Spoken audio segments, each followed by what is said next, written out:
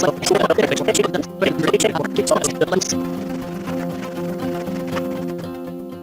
friends, look at this chart. This is a graph from the market, and if you understand this chart, you can analyze the market and find business opportunities.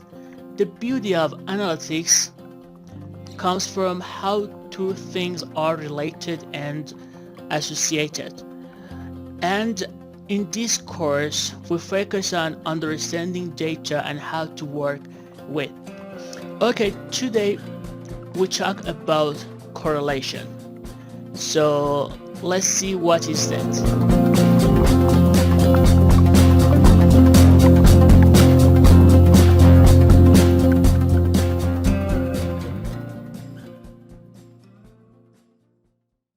Correlation is a measure to assess the strength of the linear association or linear relationship between two or more variables.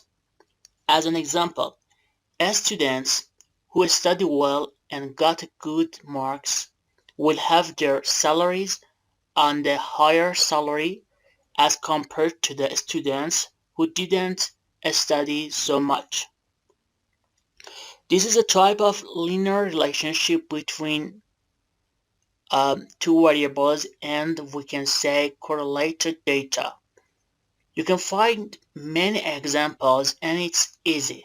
So, when we have two variables that there is a relationship between them and we want to know how is strong this relationship, we need to use from correlation concept. On the other hand, we have an R value which tells us about this relationship direction. There are inbuilt functions in Excel and SAS to compute R. However, it's important to understand how is R computed. As you see, this is a simple linear relationship between height and weight, right? Correlation quantifies the strength of the linear relationship between a pair of variables. Regression expresses the relationship in the form of an equation. As a business analyst, we need to understand these concepts. So, today we talk about correlation, and in the next video we have a regression topic. The sample correlation coefficient R is a measure of the closeness of association of the points in a scatter plot to a linear regression line based on those points, as in the example above, for accumulated saving over time. What does the R value tell us? The correlation R measures the strength of the linear relationship between two quantitative variables. Pearson R is always a number between -1 and 1. As a first step, let's see what is R value in correlation.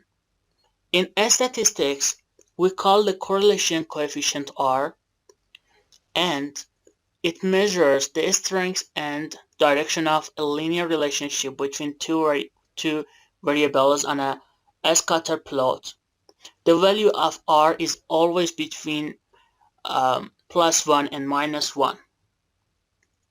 As I said, there are inbuilt functions in Excel and SAS to compute R. However, it's important to understand how is R computed.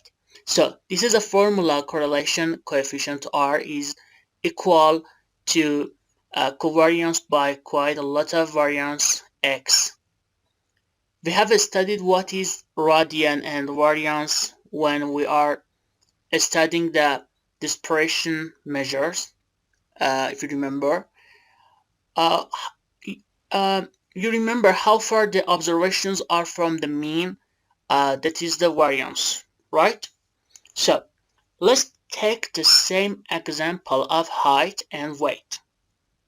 So here we have an age and weight and a scatter plot chart. So a scatter plot clearly shows the direction of relationship um, is a positive relationship. But how do you get the strength of the relationship? A strength of the relationship is the correlation coefficient. The way to get this is to use up corral function. So let's continue in the Excel software. In Excel software, we have a corral function, and in the SAS, we have a procore function. So to calculate corral, do it like me. Click on cell and press on equal, search for corral. To add data, you should pay attention to these parentheses and do it same, which means correlation is strong and is positive. Just by auto computation, you can clearly know what is the strength as well as the direction now in the scatter plot. So how do you, for example, if you want to see the general trend, what you can simply do is right click, you can add trend line. Okay, so that is your trend line, which again age and weight correlation. This analysis is also called the a bivariable analysis because you are analyzing two variables. So, what is the limitation of correlation? One of the limitations is the number we have discussed. Correlation is only for linear association or relationship. For example, look at screen. If you do a scatter plot of x and y, you get something like this. So this is not a linear relationship, right? So as x change from negative 40 to 0, y is decreasing as x change from 0 to 40. So this is something like is not a linear curve. You can use correlation to assess the relationship between x and y in this case, and correlation is measure of linear relationship only, right? So let's take another example. Here we have two table. Put it together. It's a one data set is x 1, 2, 3, and y you like to 1 and 3, and other one is same. The only change 2.9 has become 4, and yes, this is the only difference. So now in this case r is 0.9 and in the second table is 0.5. So just by changing one observation 2.9 to 4, R has significantly dropped from 0.9 to 2.5. What does this mean? R is not reliable when a number of observations are small.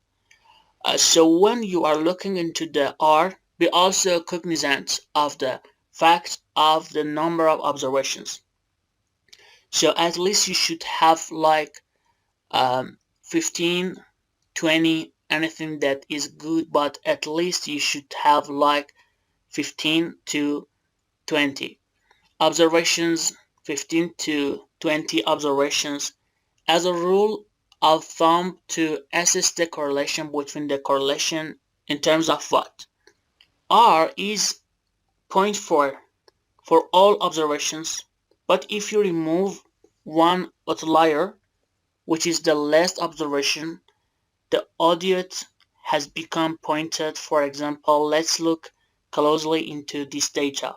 So x is your one variable, and here we have y variable. There is one observation here, which is the last observation, 750, a clear outlier. Do you remember what is a clear outlier? These are the values that are much farther away from the mean.